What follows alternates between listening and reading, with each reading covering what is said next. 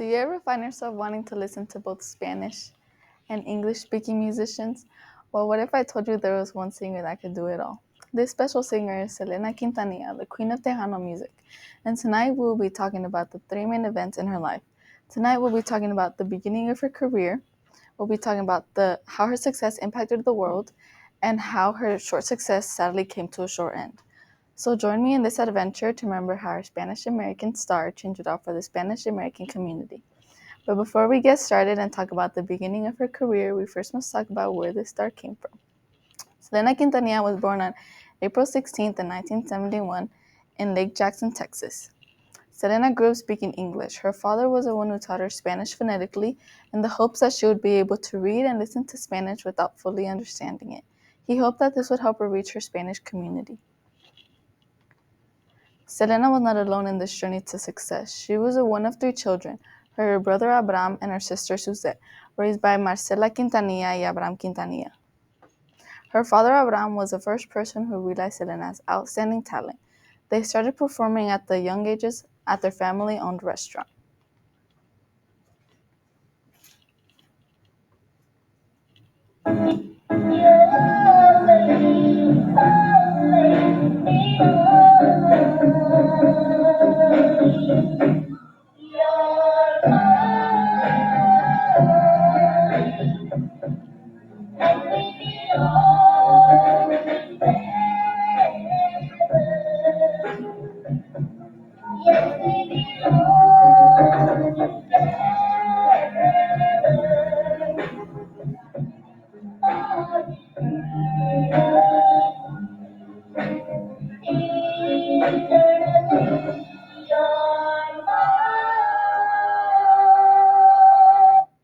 Selena started singing at the young age of 9, accompanied by her brother Abraham on the guitar and her sister Suzette on the drums. They started getting a lot of recognition, which made it hard for Selena to be involved in school. Even though it was hard, she still managed to graduate high school and earn her diploma at age of 17. She then later on continued to study business at the Pacific Western University. The impossible is always possible. This is Selena's favorite quote. It's not only her favorite quote, but it defines Selena's success as she defied expectations. Selena became a winning award artist, and her contributions to music and fashion would make her one of the most celebrated Mexican Americans of the 20th century. Even after her death, Selena still impacts a lot of Spanish Americans and is still known by one named Selena.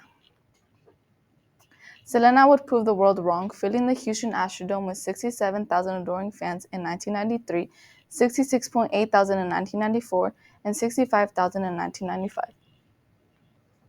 Selena's first win was at the Tejano Music Awards. She won Female Vocalist of the Year at age of 15. She then went on and continued winning as vocalist and as Female Entertainer of the Year, along with many other awards. And the winner is Selena Quintanilla!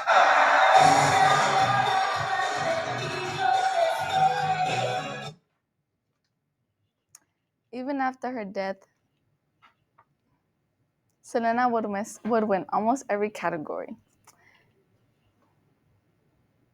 Before her sad death in 1995, Selena started working on an English language crossover album called Dreaming of You. Even after her death,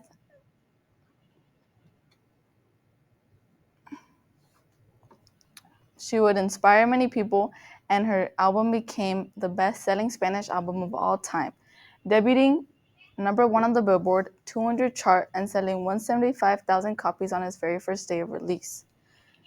Throughout her years, Selena has won 2 Grammys, 76 Tejano Music Awards, 14 Latin Billboard Awards, 10 Lo Nuestro Awards, and she made it on the Hollywood Star of Fame. From whatever part of the world you are from, you most definitely have heard at least one of Selena's famous songs. One song that mostly everyone knows is Como la Flor, which goes something like Como la Flor. Her second most famous song is Bidi Bidi Bam Bam.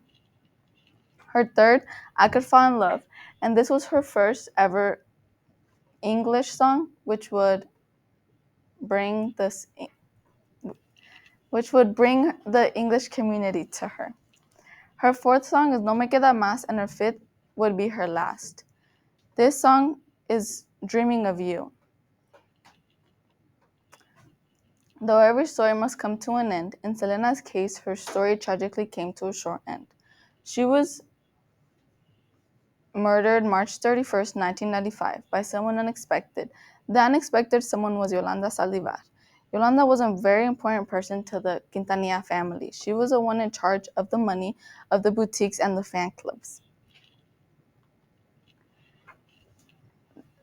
But the thought of Yolanda losing everything she loved and everything she was so obsessed over would undoubtedly turn her mad to the point of murdering Selena.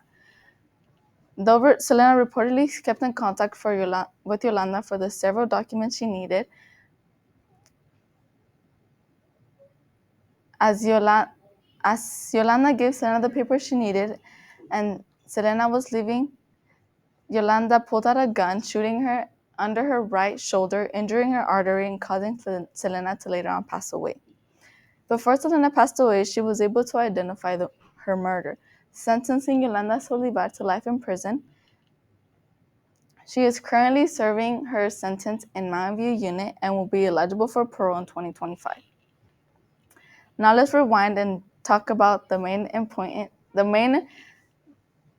important parts that we learned about Selena's life. Tonight, we learned about her early career, how her success impacted the community, and the big betrayal. Thank you all for coming out tonight and remembering our Estrada once was. Now we can all go home and listen to some of Selena's greatest hits.